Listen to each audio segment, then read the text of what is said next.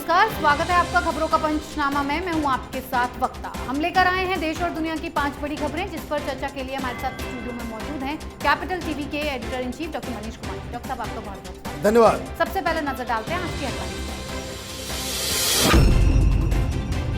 Drugs case में court से आर्यन खान को बड़ा झटका, नहीं मिली जमानत, जेल में गुजरेंगे अगले 14 दिन।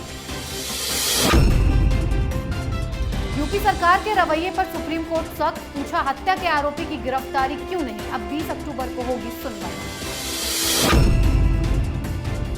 सिद्धू ने चरणजीत सिंह चन्नी के खिलाफ खोला मोर्चा, बोले 2022 में कांग्रेस को डुबो देंगे चन्नी, मुझे सीएम बनाते तब देखते।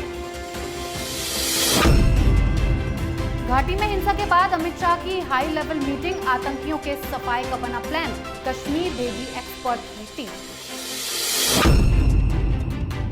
अरुणाचल प्रदेश में भारत चीन की झड़प, सीमा विवाद को लेकर चीनी सैनिकों ने की घुसपैठ की कोशिश, भारतीय जवानों ने खदेड़ा।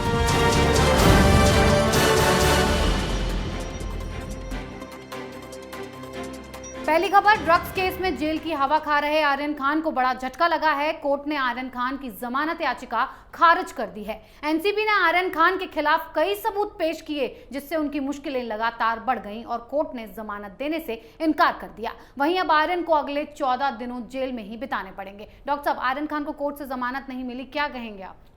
देखिए, कोर्ट का ये जो फैसला आया है बहुत ही बढ़िया फैसला है, क्योंकि आर्यन खान शाहरुख खान के बेटे हैं, तो कई सारी चीज़ें स्टेक पे लगी हुई थी।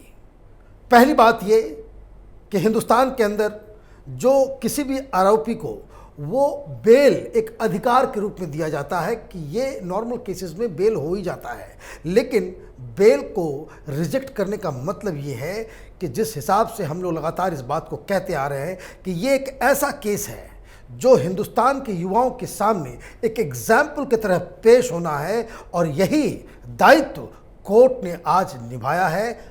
समझने वाली बात इसमें यह है कि कई सारे ऐसे गुनाह होते हैं जिसको लेकर के पूरा देश उस पर नज़र टिकाए होता है। इस तरह के लोग जब पकड़े जाते हैं और लोग न्याय के मंदिर के ऊपर एक टक लगा करके देखते हैं कि कहीं रसूख वालों के साथ कोई फेवरेटिज्म तो नहीं हो रहा, तो ये एक उसका अलग मसला है। कानूनी पक्ष बहुत ही सिंपल सा है कि एनसीबी के पास आर्यन खान के खिलाफ कई सारे सबूत मिले हैं। हालांकि आर्यन खान की तरफ से जो वकील मनसिंधे साहब, उन्होंने एक से एक दलीलें दी, कई सारे जो पुराने फैसले थे उसके बारे में बताया, लेकिन एनसीबी अपने उस स्टैंड पे टिकी रही कि उनके व्हाट्सएप चैट से जिस तरह के कोड वर्ड सामने आए हैं वो चौंकाने वाले हैं। फुटबॉल बताया, बड़ा अजीबोगरीब स्थिति है। फुटबॉल इस्तेमाल हो रहा था कि लार्ज क्वांटिटी ऑफ ड्रग्स का कोड वर्ड फुटबॉल बताया जा रहा है, और सबसे क्लिंचिंग जो आर्गुमेंट एएसजी की तरफ से दिया गया वो ये था कि इस तरह के केसेस में पहले भी जिनके पास से कोई नारकोटिक्स बरामद नहीं हुआ, लेकिन इनके ग्रुप, इनके साथियों के पास से वो जखीरा निकला है, इसलिए उनको बेल रिजेक्ट किया गया है। तो इस तरीके से आज न्याय की जीत हुई। जो रसूखदार लोग हैं, जो अपने हिसाब से कानून को फेर बदल करने की ताकत रखते हैं, आज उनकी हार हुई है। बहुत बढ़िया फैसला है, और ये केस एक एग्जाम्पल बने, यही हम लोग चाहते भी हैं। जी डॉक्टर साहब, अगली खबर लखीमपुर खीरी मामले पर। लखीमपुर खीरी कांड पर सुप्रीम कोर्ट में आज सुनवाई हुई और कोर्ट ने यूपी सरकार की कार्रवाई पर नाराजगी जाहिर की। इस दौरान कोर्ट ने कहा कि वो यूपी सरकार की अब तक की गई कार्रवाई से संतुष्ट नहीं है। कोर्ट ने इस पर भी नाराजगी जताई कि अब तक मुख्य आरोपी आशीष मिश्रा की गिरफ्तारी नहीं हुई है। कोर्ट ने कहा कि हत्या के आरोप गंभीर हैं, आरोपी चाहे जितने, उन पर वैसा एक्शन क्यों नहीं लिया गया जैसा होना चाहिए। साथ ही कोर्ट ने कहा कि सीबीआई जांच की मांग क्यों नहीं की गई। इस मामले में लोकल अधिकारी कैसे निष्पक्ष जांच करेंगे, वही अब इस मामले में 20 अक्टूबर को सुनवाई होगी। डॉक्टर साहब, सुप्रीम कोर्ट ने लखीमपुर खीरी केस की जांच को लेकर नाराजगी जाहिर की है, क्या होगा आगे?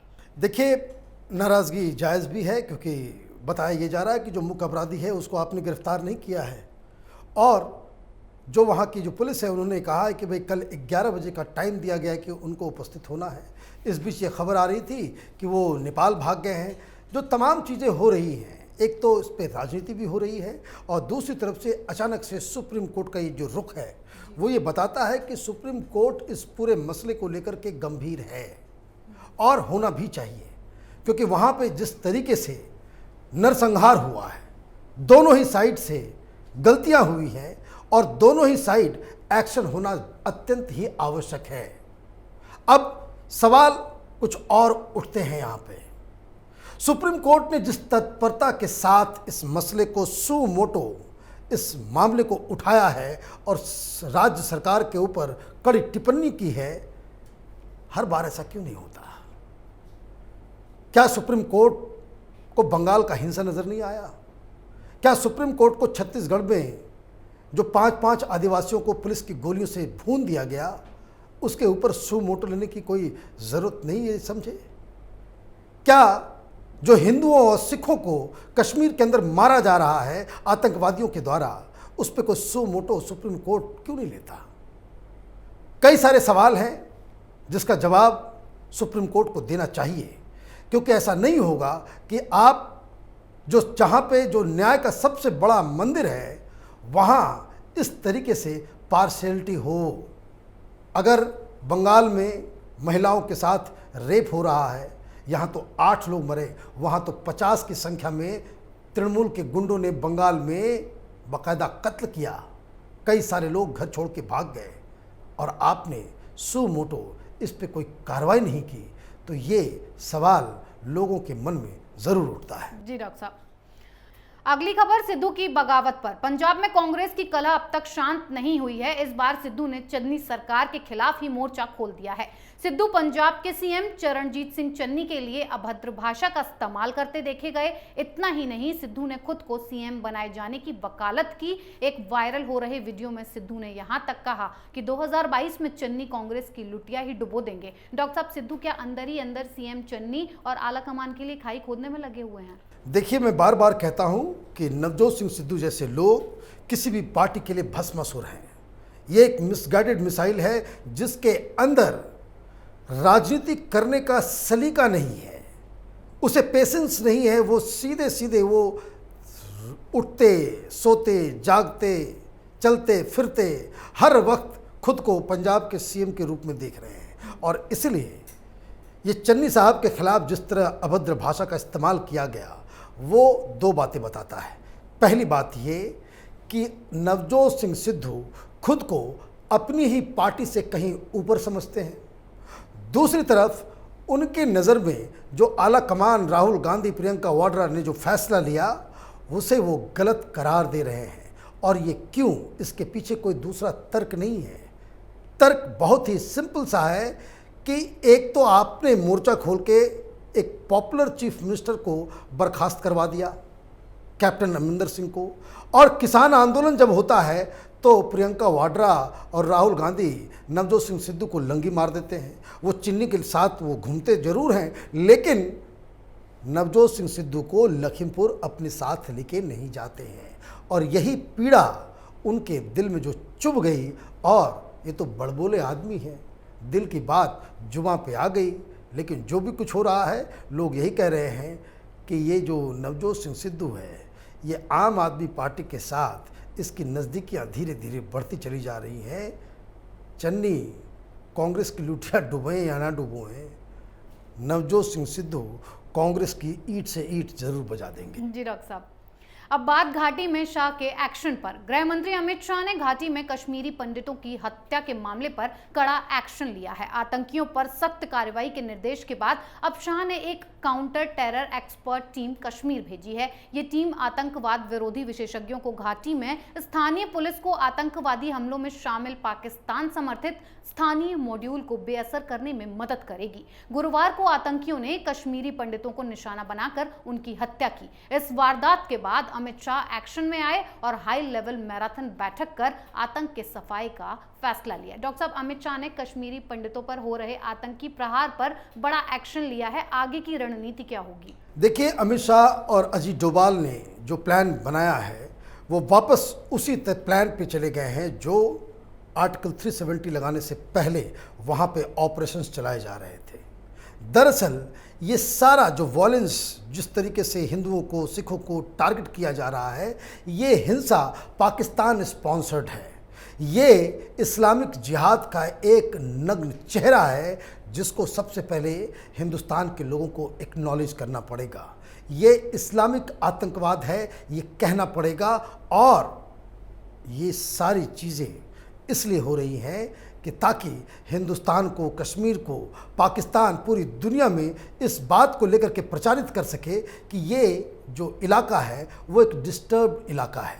अब ये सारी चुनौतियों के सामने जिस तरह की रणनीति बनी है, जो सूत्र बता रहे हैं कि अमित शाह का सीधा सीधा एक लाइन का फरमान है कि जिस किसी के ऊपर आतंकवादी होने का शक है उसको पकड़ें, और जो सबूत के साथ ये इन्फॉर्मेशन मिलता है कि ये लोग पाकिस्तान स्पॉन्सर्ड ऑर्गेनाइजेशंस के हिस्सा में हैं तो उनका सीधे सीधे इनकाउंटर किया जाए, उनकी सफाई की जाए। और आगे आने वाले दिनों में आप देखेंगे कि कश्मीर में जितने भी इस तरह के इस्लामिक आतंकवादी संगठन से जुड़े हुए लोग हैं उनका सफाया होगा। जी डॉक्टर साहब, आखिरी खबर चीन की हिमाकत पर। लद्दाख के बाद अब अरुणाचल प्रदेश में चीन अपनी नापाक करतूतों को अंजाम देने में जुट गया है। इस बार अरुणाचल प्रदेश के तवांग सेक्टर में भारतीय जवानों की चीन के सैनिकों से झड़प की खबर है। सूत्रों के मुताबिक पेट्रोलिंग के दौरान सीमा विवाद को लेकर दोनों देशों के सैनिक आमने सामने हो गए थे और कुछ घंटों तक ये सिलसिला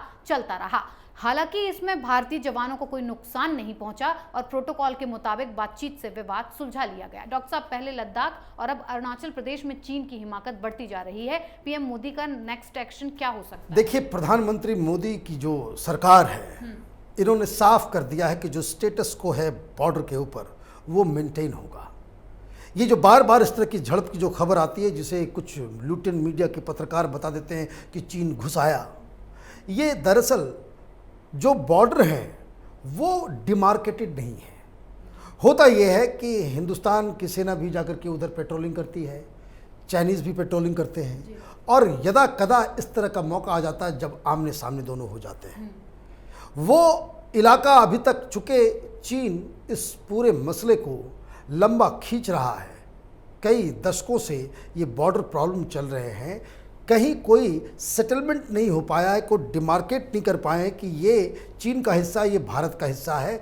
और इसी वजह से बार बार चीन हिंदुस्तान के इलाकों में घुस के वो उपद्रव क्रिएट करने की कोशिश करता है। वो फिर से गलवान जैसा हिमाकत वो करने की वो कोशिश अरुणाचल प्रदेश में ये लोग कर रहे थे, लेकिन हिंदुस्तान के जवानों ने उन्हें खदेड़ दिया। उसके बाद हाई लेवल मीटिंग हुई और ये मसला को सुलझा लिया गया। इसमें समझने वाली बात क्या है? समझने वाली बात यह है कि हिंदुस्तान चीन को बॉर्डर के ऊपर हर चीज़ में बराबरी का मुकाबला कर रहा है। हिंदुस्तान, अगर वो 4 टैंक लेकर के आते हैं, हिंदुस्तान की तरफ से 10 टैंक रख दिए जाते हैं। अगर वो 1 लाख ट्रुप लेकर के आते हैं तो हमारे तरफ से 1.5 लाख ट्रुप रख दिया जाता है। मतलब ये चीन अपने ही गेम में धीरे धीरे फ्रस्ट्रेट होता चला जा रहा है, और ये चीन के लिए पूरी दुनिया के सामने नाक कटने जैसा मसला है कि वो इतनी सारी कवायद करने के बावजूद हिंदुस्तान के 1 इंच जमीन के ऊपर भी वो कब्जा करने में असफल रहा है। जी डॉक्टर साहब, बहुत बहुत धन्यवाद इतनी जानकारी के लिए। धन्यवाद। खबरों का पंचनामा में आज के लिए इतना ही। देश विदेश की बाकी खबरों और उनके सटीक एनालिसिस के लिए देखते रहिए कैपिटल टीवी। हमें लाइक कीजिए, शेयर कीजिए और कैपिटल टीवी को सब्सक्राइब कीजिए। नमस्कार।